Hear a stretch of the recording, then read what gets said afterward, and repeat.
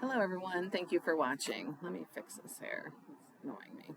Anywho, all right. So today's book that I'm reviewing is called The Frozen River by Ariel Lawhon, and it was a GMA book club selection. And props to GMA. Was not it did not shy away from certain topics. And usually, when you have such a large audience, it's kind of sanitized. And this book was an interesting read. And here's another example of the person in charge of the cover at the publishing house not reading the book, because you look at this and you're like, oh, she's walking on a frozen river. Okay, well, first of all, this is like irrigation canal ditch, not a river, in Maine, and it's not a happy place.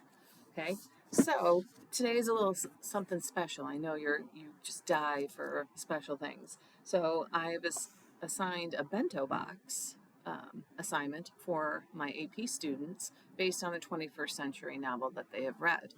And in their bento box, they have to include the following things. So I'm going to take you through The Frozen River by Ariel Lawhon via my bento box. Okay. So the first thing I did is I did the setting. And the setting is the reflective paper. Ooh. Okay.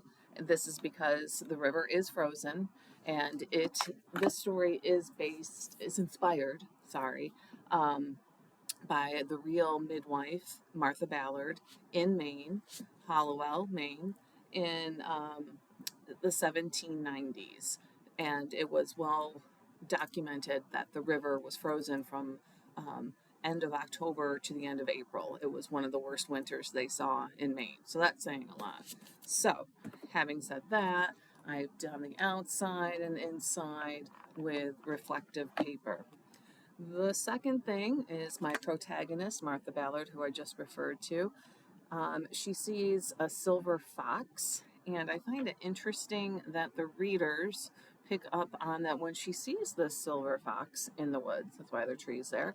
That she should be on alert. Something bad's going to happen, and Martha really doesn't get that until the end, because Martha is concerned about the silver fox because she has heard that trappers are after this pelt because they'll be set for life if they get a silver fox pelt. But the vixen is absolutely beautiful, and Martha is always in awe of it, as I would. And if you ever heard a fox scream, Google it. It just spine chilling. Okay. The second thing I want to get to is the antagonist.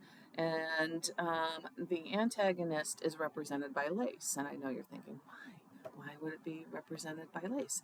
Well, that's because we have, and Lawhon in her author's notes says she downplayed the assault on the victim in here, that it was worse than described in this book.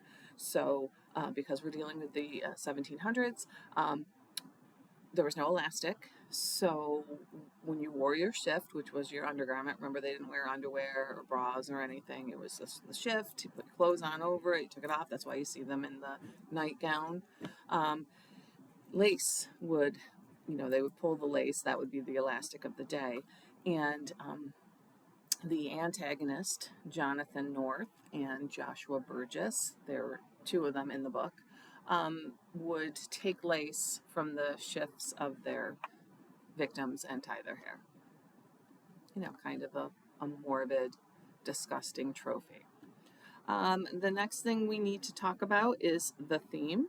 So the theme is symbolized by the rope right there, because the novel starts with the body of Joshua Burgess being pulled from the river with rope, and the rope disappears because justice was served, but there was no trial, there was no jury, there was no judge, but there was an executioner. So Joshua Burgess was taken care of, and it is a mystery as to who did it, but people in the town feel that justice was served. The next thing is the literary device symbolism, and this is symbolized by the wood because this led to conflict, which I'll get to in a second. Um, with the Salem witch trials, justice at the time was never about the about justice. It was about power and property.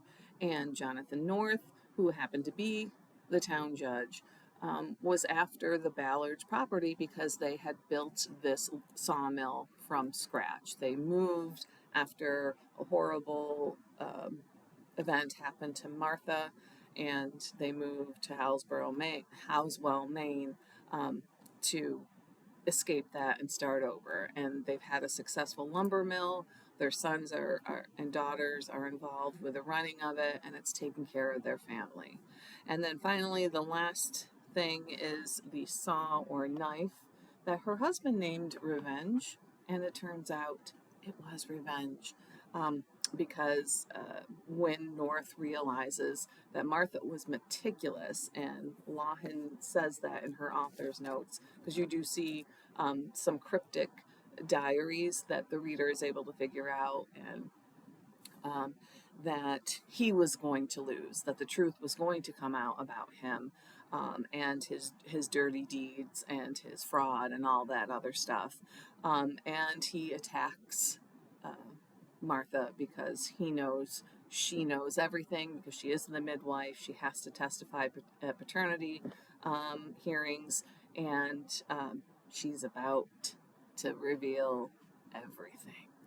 So he attacks her, but it's in the mill, and there's a saw around, a knife called Revenge, if you will. Absolutely love this book. I recommend it. And props to GMA for picking such a timely book, because it does talk about the fact that women did not have rights in colonial America. If you didn't have a husband, you couldn't own things, you couldn't testify, your husband had to be there or it didn't count. There, I got that out. Okay, but I loved it. It's beautifully descriptive, especially if you live in the Northeast like I do. But again, it's called The Frozen River. Check it out. I loved it. Thank you for watching.